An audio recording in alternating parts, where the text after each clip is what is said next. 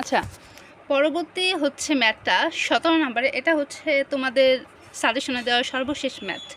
বলছে কি, কোনো বিদ্যালয়ে মোট 538 জন শিক্ষার্থী ছিল। শিক্ষার্থী একটা বিদ্যালয়ে থাকে, আগে থেকে থাকে। তারপরে কেউ হচ্ছে ওই বিদ্যালয়ে আবার নতুন করে স্টুডেন্ট ভর্তি হয়, আবার অনেক স্টুডেন্ট চলেও যায়। এরকম ম্যাথ হচ্ছে, এরকম জিনিসটা আমরা সত্যিকার অর্থে দেখি। এখন আমরা ম্যাথ সেটা কীভাবে করতে হয় আমরা দেখি একটু। চলো, কোনো বিদ্যালয়ে মোট 500 হচ্ছে 38 জন শিক্ষার্থী ছিল। তারপরে কি হয়েছে, তারপরে 125 জন নতুন শিক্ষার্থী ভর্তি হলো। ভালো কথা, 125 জন ভর্তি হইতেই পারে।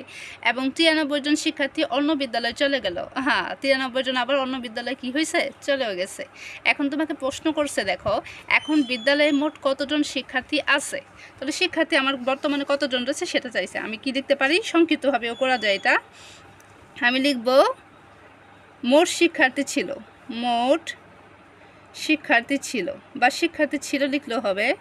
মোট শিক্ষার্থী, আচ্ছা, মোট শিক্ষার্থী ছিল প্রথমত কয়জন, 538 জন। তারপর তুমি লিখবা নতুন ভর্তি হলো, নতুন, এটা শিক্ষার্থীও লিখতে পারো, বা ভর্তি হলো নতুন শিক্ষার্থী, নতুন শিক্ষার্থী ভর্তি হলো, ভর্তি হলো করলো, এটা দেখে দেখে লিখে দিবা কতজন নতুন শিক্ষার্থী ভর্তি হয়েছে। 125 জন, 25 জন। আচ্ছা, এটাকে এভাবেও করা যাবে। তারপরে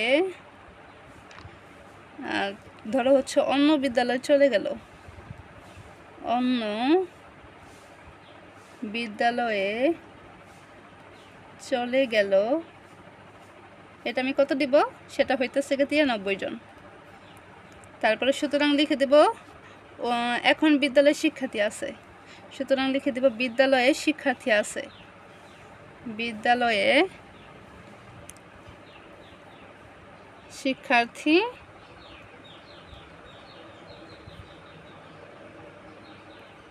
আছে ড্যাশ জন, সমান সমান দিতে পারি। এখন আসো, এটা একটা কাজ করব।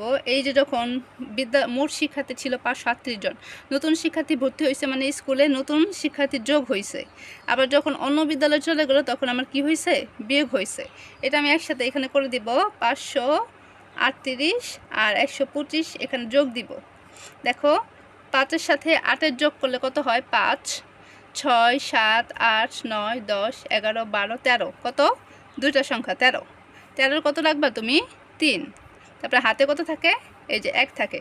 এবার আসো 3 আর 2 মিলে কত হয়, 5। 5-এর সাথে ওই হাতের 1 নিয়ে আসবো, সেটা কত হবে, 6। তারপরে 5 আর 1 মিলে কত হয়, 6। মানে এইটা হইতেছে গিয়া মোট শিক্ষার্থী হইল ওই বিদ্যালয়ে। এখন আমার চলে গেছে না 93 জন, ওইটাকে জাস্ট বিয়োগ করে দেখাই দিব, বিয়োগ করব। দেখো 3 আছে, 3 হবে কত হইলে, 0 হইলে। এবার 9 আছে, এই যে উপরে কত আছে, 6, কিন্তু এটাকে আমরা 6 ধরতে পারবো না।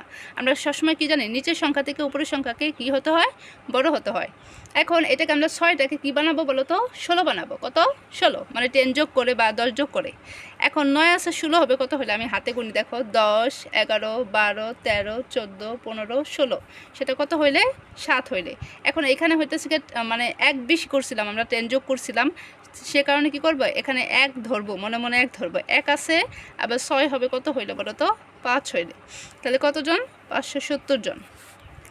তাহলে উত্তরে কি লিখে দেব, উত্তরে লিখে দেব 570 জন। ওকে।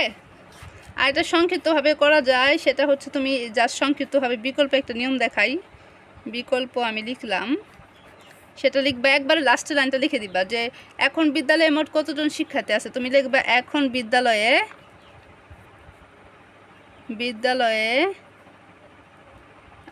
মোট শিক্ষার্থী আছে, মোট শিক্ষার্থী,